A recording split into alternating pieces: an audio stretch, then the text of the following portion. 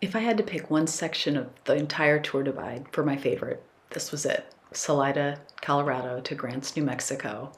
We spent a ton of time in high alpine territory, which I truly love, but we also got into the deserts of New Mexico, which were just stunning in their own way as well.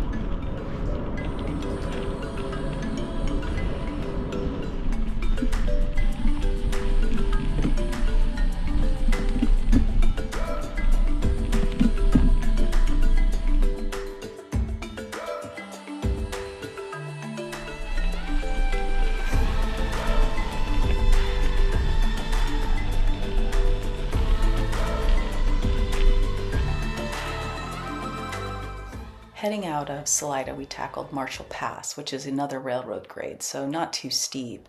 It had beautiful aspens and, lucky for us, a moose enjoying a snack just before the summit. Once again, it was threatening rain when we hit the top of the pass, so we scooted down to Tomichi Creek Trading Post, hoping to stay dry on the descent.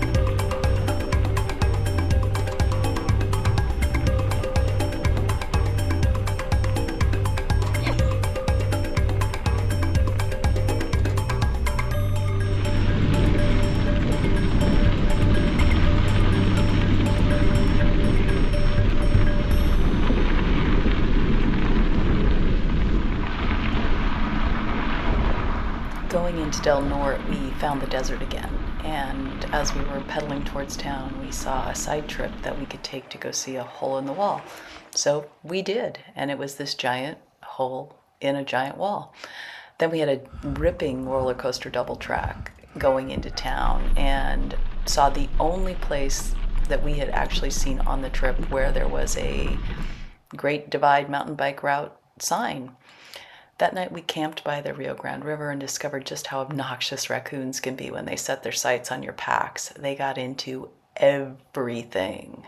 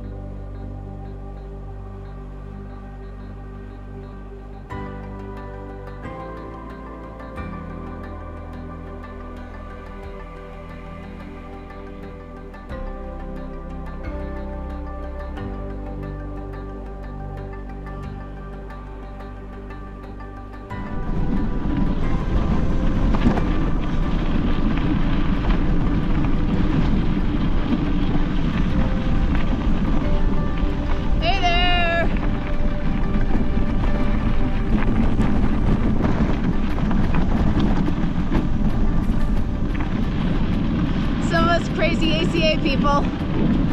Hey there. Hey, hey, hey. What's happening? It's a good day.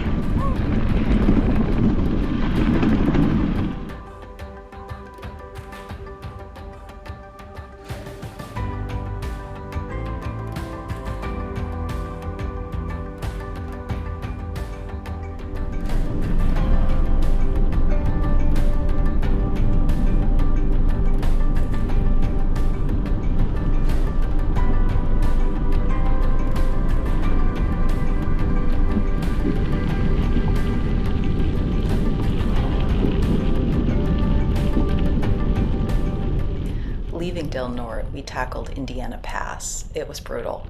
It's within a few feet of 12,000 feet elevation. And what I found was the prior pass at 11,500 was fine, but that extra 500 feet was just crazy hard.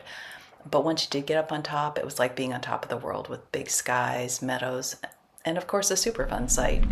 We were warned not to drink any water that day, even filtered, as the whole area was contaminated. On the way down, we passed over creeks that were gold-colored and saw bright orange mountains from all the minerals in the soil, and we camped for the only time that night at 10,000 feet.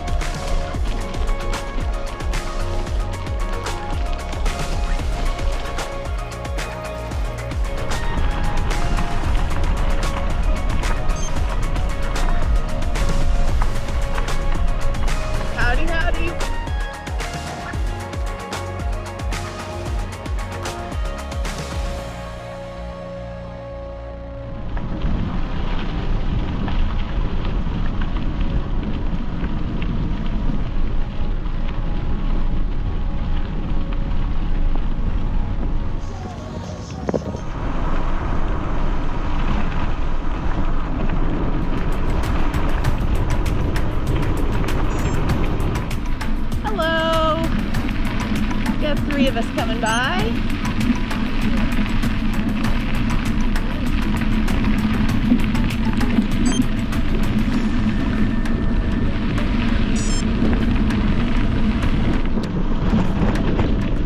Good morning. That's crazy. Yeah, we're in, or here's the gifts, decor, and art. Maybe. This is it.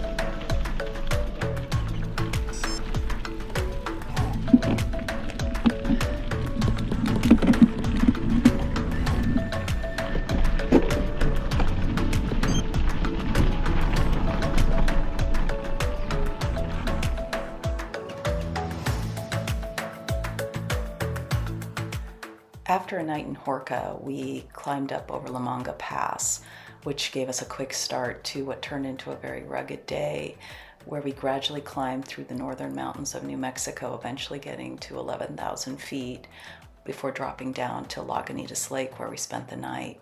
It was absolutely stunning at the top, just beautiful pines and grasslands. But boy, once you started to drop down to the lake, rugged jeep trails, and we had some serious hike-a-bike at one point as well.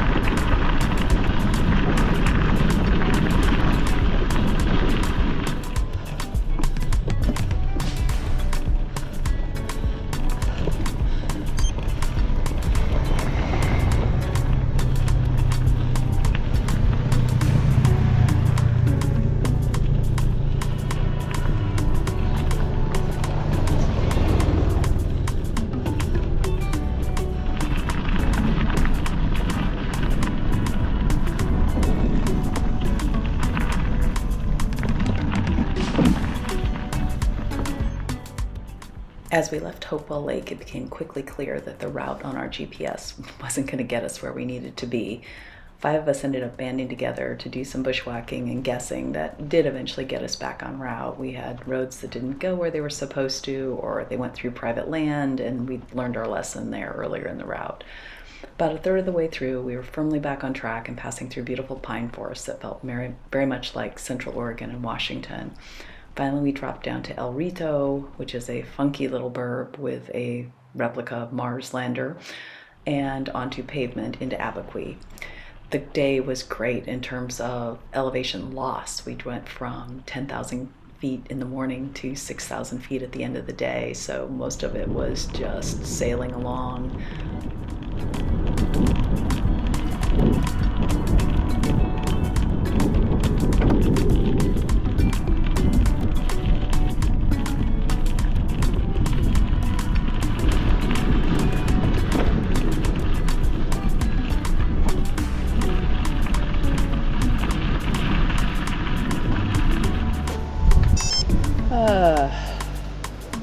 What does this look like?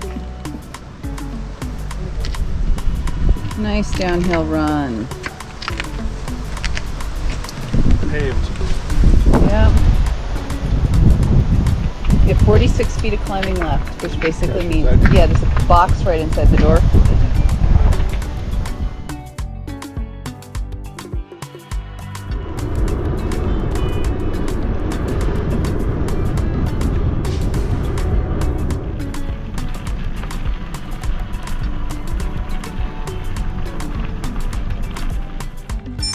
His choice. This looks great, personally.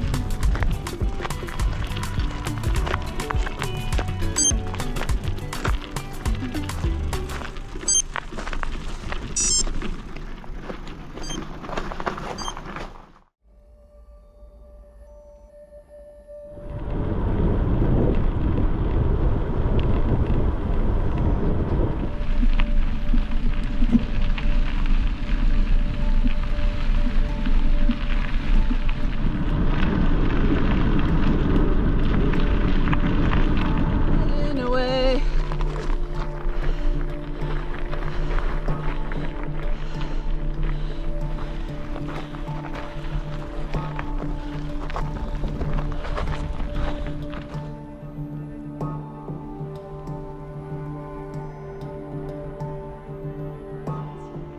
Climbing over the mountains to get to Cuba was a beast of a day, but it was also one of my favorite climbs. It was steep and technical in that we were climbing up a road that appeared to be made of big slabs of rock filled in with sand traps. But it was just super fun to ride. This day was also one of our last days where we got up to 10,000 feet on the entire trip. Once we got over the top, though, we had what alternated between fast gravel and rock fields that beat us up. It felt like you were riding a rock river at times.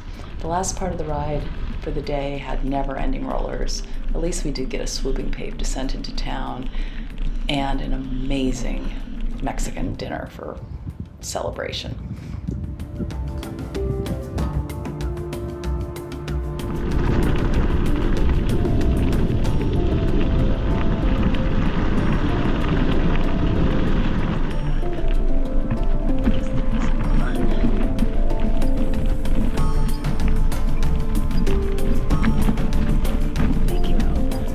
This sucks!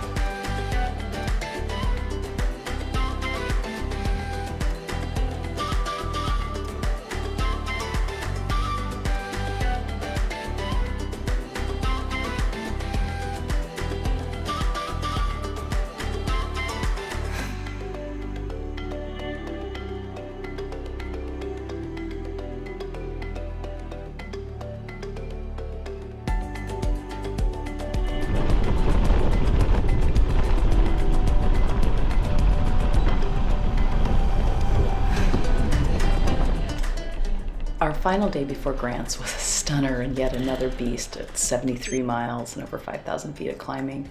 We all got up super early to beat the heat and were greeted with the sun coming up over the mesas. Then we spent all morning winding through this never-ending desert landscapes with mesas and washes and deep sand.